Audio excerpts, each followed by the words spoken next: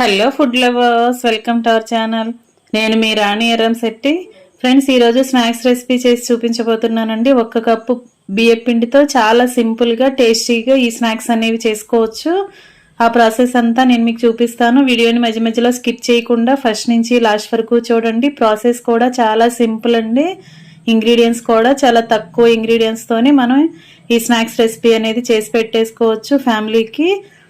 అలాగే నా ఛానల్ని మీరు ఫస్ట్ టైం వాచ్ చేస్తున్న వారైతే రన్ అవుతున్న వీడియో కింద రెడ్ కలర్ ఆప్షన్ టచ్ చేసి ఏఎల్ఎల్ ఆల్ అనే బెల్ ఐకాన్ని కూడా యాక్టివేట్ చేయండి. నేను పెట్టబోయే రెసిపీస్ అన్నీ కూడా మీ ఫోన్కు నోటిఫికేషన్కి వస్తాయి. ఏ రోజు రెసిపీ రోజు ఓపెన్ చేసి చూడవచ్చు. ఇంకా ప్రాసెస్ స్టార్ట్ చేద్దాం. ఇలా వెడల్పుగా ఉన్న ఒక గిన్నెని తీసుకోండి. దానిలోకి 1 కప్పు బియ్యం పిండిని వేసుకోండి. పొడి బియ్యం పిండి అండి ఇది. బియ్యాన్ని మరపట్టించుకున్న పిండి. దానిలోకి టేస్ట్కి సరిపడా సాల్ట్ వేసుకోండి. అలాగే కారం కూడా వేసుకోండి మీ ఘాటుకు తగ్గట్టుగా. అలాగే కొన్ని కరివేపాకులు, కడుక్కుని పెట్టుకున్న కరివేపాకులు కూడా అలా వేసుకోండి. ఇప్పుడు 1 టేబుల్ స్పూన్ జీలకర్ర వేసుకోండి. ఇది పచ్చిశనగపప్పు అండి. 2 గంటల ముందుగానే నానబెట్టుకుని వాటర్ అన్నీ కూడా శుభ్రంగా తీసేసుకున్న తర్వాత ఆ పప్పుని ఇలా వేసుకోవాలి. ఇప్పుడు ఒక మీడియం సైజ్ ఆనియన్ తీసుకోండి. అలాగే కొన్ని పచ్చిమిర్చి కూడా తీసుకోండి. వాటిని చిన్న చిన్న ముక్కలుగా తీసుకుని ఇలా మిక్సీ జార్లో వేసుకోండి. మనం ఆల్రెడీ కారం వేసాం కదా, కొంచెం తక్కువగానే పచ్చిమిర్చి వేసుకోండి. అలాగే ఉల్లిపాయలు కూడా చిన్న చిన్న ముక్కలుగా కట్ చేసుకుని ఇలా వేసుకోండి. దీనిలో వాటర్ అనేవి ఎక్కువగా పోయకుండా మనం మెత్తగా గ్రైండ్ చేసుకోవాలండి. ఇది కొంచెంగా వాటర్ పోసుకుని గ్రైండ్ చేసుకుంటే సరిపోతుంది. గ్రైండ్ అయిన తర్వాత అదంతా కూడా ఇలా బియ్యం పిండిలో వేసేసుకోవాలి. ఇప్పుడు బాగా కాగించుకున్న ఆయిల్ని ఇలా వేసుకోండి. 2-3 టేబుల్ స్పూన్లు వేసుకోండి. ఇప్పుడు ఇవన్నీ కూడా పొడి ఇంగ్రీడియంట్స్ అన్నీ కూడా పిండికి పట్టే వరకు బాగా కలుపుకుందాం. ఆయిల్ కొంచెం చల్లారిన తర్వాత గరిటెని పక్కన పెట్టేసుకుని చేత్తోనే మనం వేసిన ఇంగ్రీడియంట్స్ అన్నీ కూడా పిండిలో కలిసే వరకు బాగా కలుపుకుని పిండిని చపాతీ ముద్దలాగా ప్రిపేర్ చేసుకోవాలండి. వాటర్ని కొంచెం కొంచెంగా పోసుకోండి, మరి ఎక్కువగా ఒకేసారి పోయకూడదు. మనం గ్రైండ్ చేసుకున్న పచ్చిమిర్చి, ఆనియన్స్ పేస్ట్లో కూడా వాటర్ ఉంటాయి కదా, ఆ వాటర్తోనే చాలా వరకు పిండి అనేది కలిసిపోతుందండి. తర్వాత కొంచెం కొంచెంగా వాటర్ పోసుకుంటూ పిండిని గట్టిగా కలుపుకోండి. ఇప్పుడు పిండిని కొంచెం టేస్ట్ చూసుకుంటే సాల్ట్ చాలకపోతే యాడ్ చేసుకోవచ్చు. ఇలా రెడీ అయింది కదా.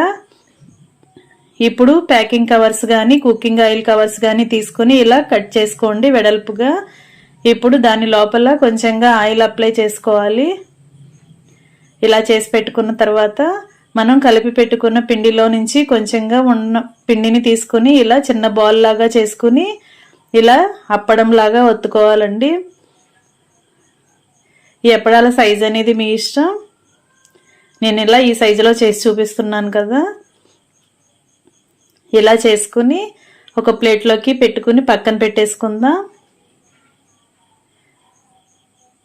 అలాగే ఇంకొంచెం ఆయిల్ని ఎప్పటికప్పుడు మనం చేతికి ఆయిల్ని అప్లై చేసుకుంటూ ఆయిల్ని కవర్కి అప్లై చేసుకుంటూ మనం ఇలా పిండిని తీసుకొని చెక్కల్లాగా ఒత్తుకున్నామంటే చెక్కలు అనేవి పేపర్కి అంటుకోకుండా ఈజీగా రిమూవ్ అవుతాయండి. అందుకే ఇలా మనం కొంచెం కొంచెంగా ఆయిల్ని కవర్కి అప్లై చేసుకుంటూ మనం కలిపి పెట్టుకున్న పిండి అంతా కూడా ఇలా చెక్కలుగా చేసుకుని ఒక ప్లేట్లోకి సర్ది పెట్టేసుకుందాం.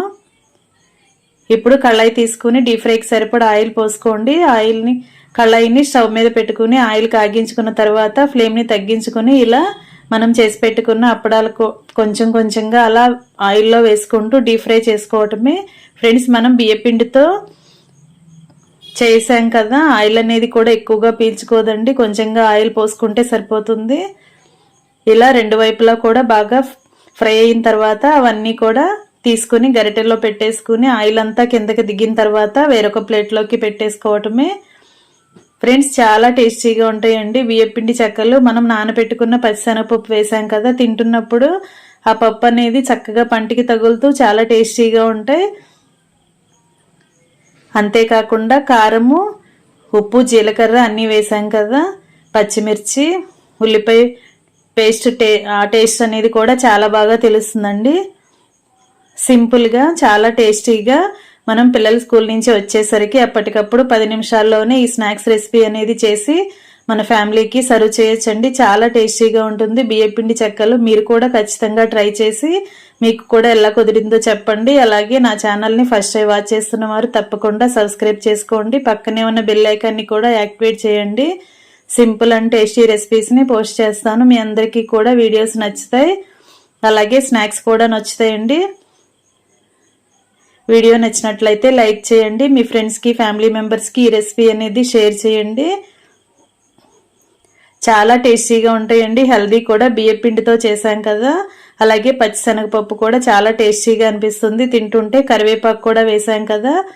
స్నాక్స్ రెసిపీ చాలా చాలా టేస్టీగా ఉంటుంది. మీ అందరూ ఖచ్చితంగా ట్రై చేయండి. Thanks for watching. నేను మీ రాణి ఎర్రంశెట్టి.